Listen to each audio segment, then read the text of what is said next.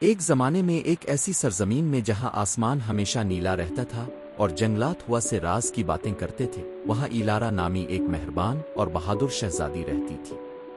وہ دوسری شہزادیوں کی طرح نہیں تھی، کیونکہ ایلارا کا دل ایڈونچر سے بھرا ہوا تھا اور ذہن تجسس سے بھرا ہوا تھا۔ ایلارا ایک عظیم قلعے میں رہتا تھا جو ایک جادوئی جنگل کے کنارے پر بیٹھا تھا۔ اس جنگل کے بارے میں کہا جاتا تھا کہ اس میں سحر انگیز درخت ہیں جو چاندنی میں چمکتے ہیں اور نہریں جو نرم لوری گاتی ہیں۔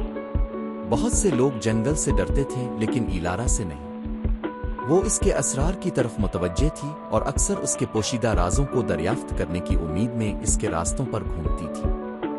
ایک دن جب ایلارا جنگل میں پہلے سے کہیں زیادہ گہرائی میں تلاش کر رہی تھی، اس نے چاندی کی ایک خوبصورت لومڑی کو ٹھوکر ماری جس کی کھال ستارے کی طرح چمک رہی تھی۔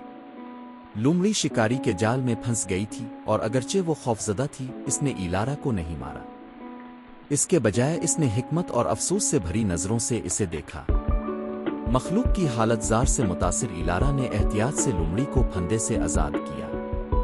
جیسے ہی جال ہٹایا گیا، لومڑی چاندی کے بہتے بالوں اور آنکھیں جو رات کے آسمان کی طرح ٹمٹمانے والی ایک لمبی، خوبصورت عورت میں تبدیل ہو گئی۔ وہ جنگل کی محافظ تھی، ایک طاقتور ہستی جس نے اس کے اندر موجود تمام مخلوقات کی حفاظت کی۔ تم نے بڑی مہربانی اور ہمت کا مظاہرہ کیا ہے، گارڈین نے کہا۔ اس کی آواز نرم ہوا کے جھونکے کی طرح تھی۔ اس کے لیے میں اب کی ایک خواہش پوری کروں گا۔ ایلرا نے ایک لمحے کے لیے سوچا۔ وہ کسی بھی چیز کی خواہش کر سکتی تھی، دولت، طاقت، یہاں تک کہ ایک عظیم قلعہ۔ لیکن جیسے ہی اس نے جادوئی جنگل کے ارد گرد دیکھا، اسے احساس ہوا کہ وہ واقعی کیا چاہتی ہے۔ میں جنگل کی زبان سمجھنا چاہتی ہوں، ایلارا نے کہا۔ میں جانوروں سے بات کرنے اور ان کی کہانیاں سیکھنے کے قابل ہونا چاہتا ہوں۔ گارڈین نے مسکرا کر سر ہلایا۔ ایک دانشمندانہ انتخاب، شہزادی اس دن سے اب جنگل کی مخلوق سے بات کر سکیں گی اور ان کی حکمت میں حصہ لے سکیں گی۔ گارڈین کے ہاتھ کی لہر کے ساتھ ایک گرم روشنی نے ایلارا کو گھیر لیا، اور جب وہ مدھم ہو گئی تو وہ اچانک پتوں کی سرسراہٹ، پرندوں کے گانے، یہاں تک کہ جنگل کے فرش پر چھوٹے کیڑوں کی سرگوشیاں بھی سن سکتی تھی۔ ایلارا نے کئی دن اور رات جنگل میں گزارے، جانوروں سے بات کرتے ہوئے اور ان کے طریقے سیکھے۔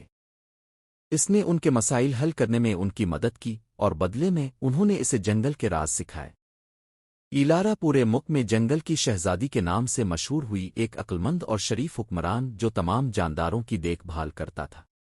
اور اس طرح شہزادی ایلارا اور اس کا جادو جنگل کئی سالوں تک ہم آہنگی میں رہتے تھے، زمین اور آسمان کی مخلوقات اس کے قریبی دوستوں کے طور پر۔ اس کی بادشاہی میں ترقی ہوئی اور لوگ امن سے رہتے تھے، یہ جانتے ہوئے کہ وہ اپنی پیاری شہزادی کی حکمت اور مہربانی سے محفوظ